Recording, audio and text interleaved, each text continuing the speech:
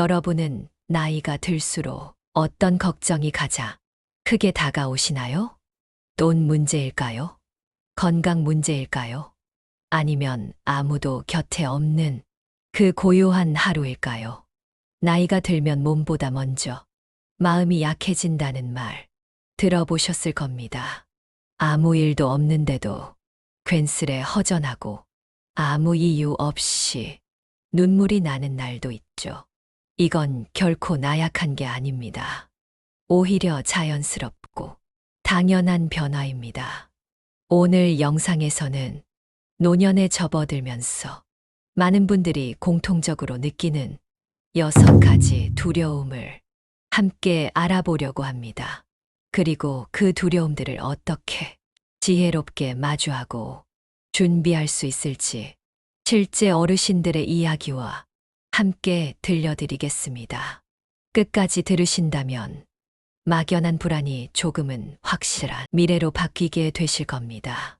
이야기가 마음에 닿았다면 좋아요와 구독, 알림 설정도 정중히 부탁드립니다.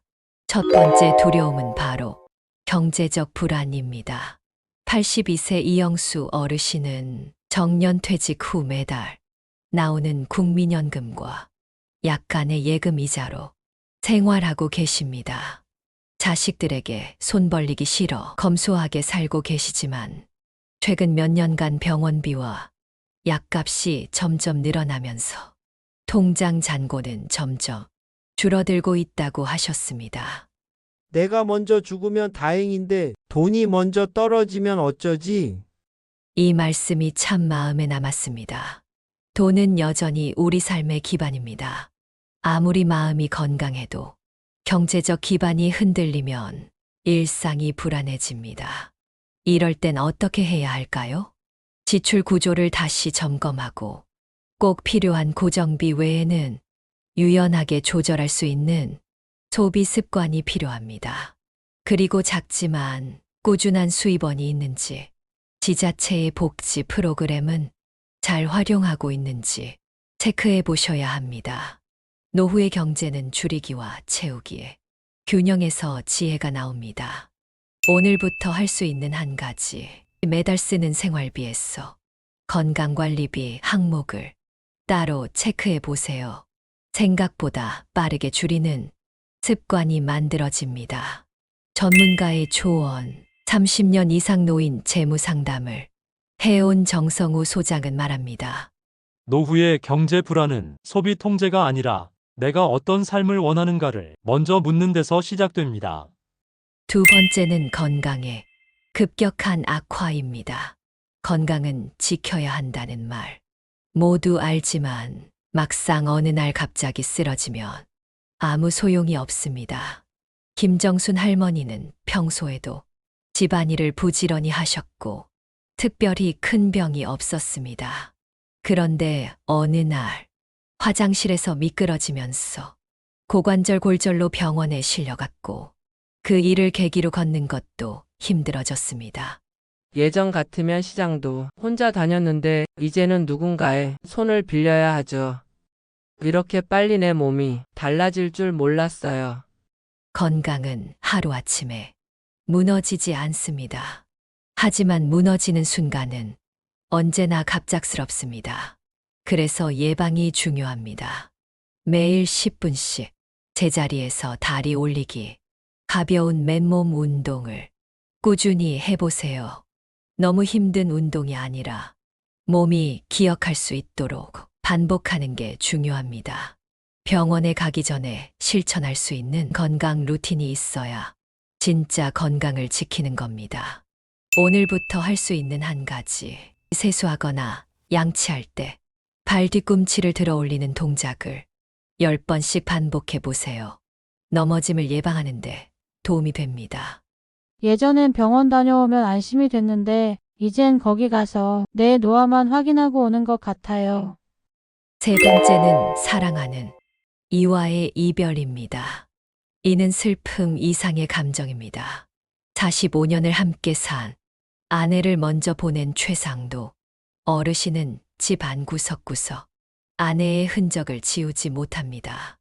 아침에 눈을 떴을 때 마주하던 얼굴이 없고 밥을 먹으며 대화하던 사람이 사라졌습니다. 고요한 집안에서 TV 소리만이 반가운 친구가 됐다고 하시더군요.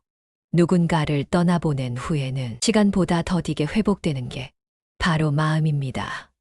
우리는 언젠가 소중한 사람과 헤어져야 한다는 걸 알고 있습니다. 그렇기에 더더욱 지금을 소중히 해야 하고 관계의 폭을 넓혀두는 노력이 필요합니다.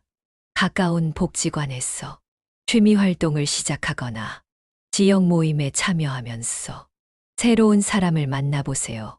새로운 인연은 결코 예전에 빈자리를 대신하지는 못하겠지만 마음의 균형을 잡아주는 또 다른 축이 되어줄 수 있습니다.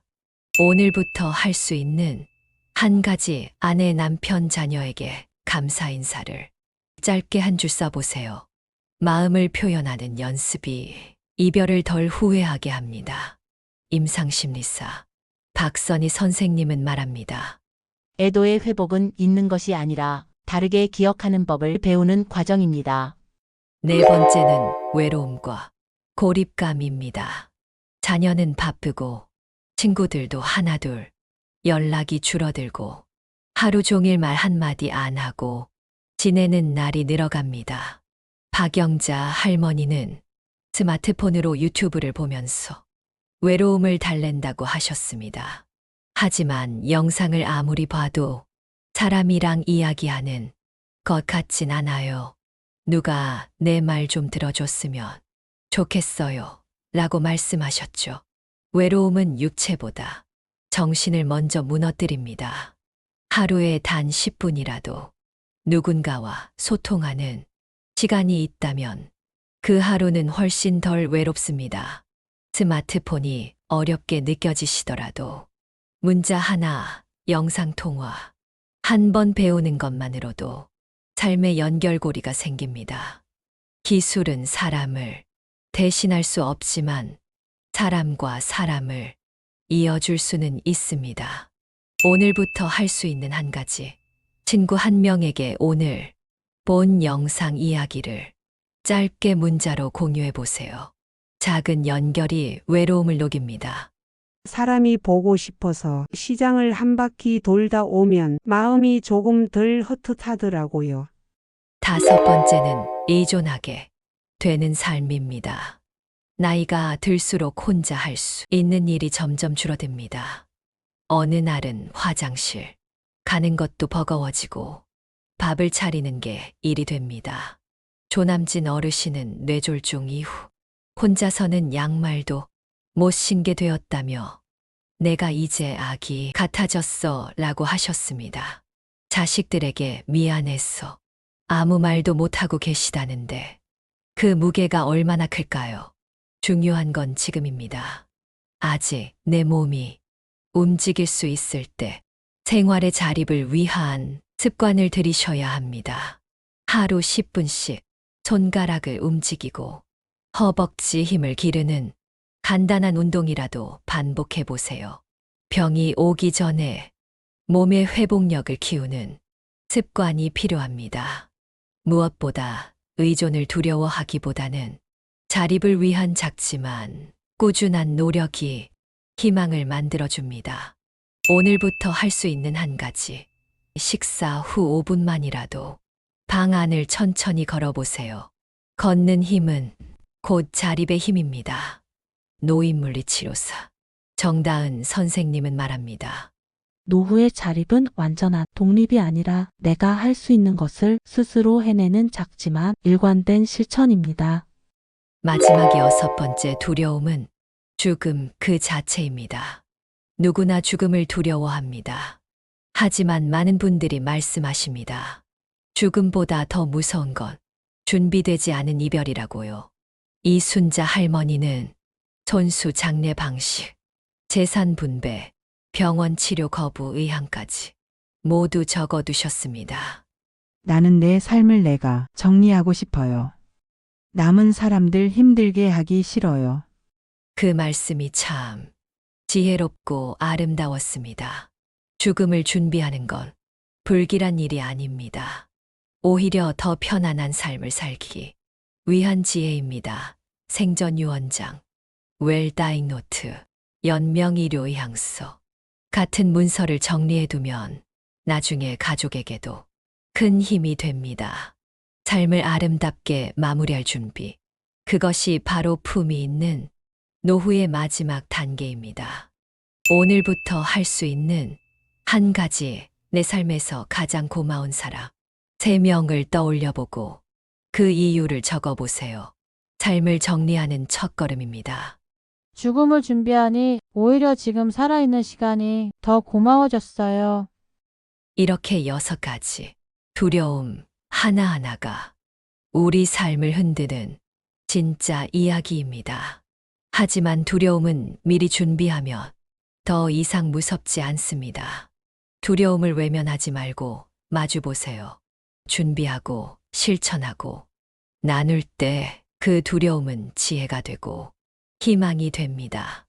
오늘 영상이 마음에 닿으셨다면 좋아요와 구독, 알림 설정 부탁드립니다. 댓글로 여러분의 생각이나 경험도 나눠주세요. 다음 영상에서는 여러분의 이야기를 바탕으로 더 깊은 이야기로 찾아뵙겠습니다. 건강하고 따뜻한 하루 되시길 바랍니다. 감사합니다.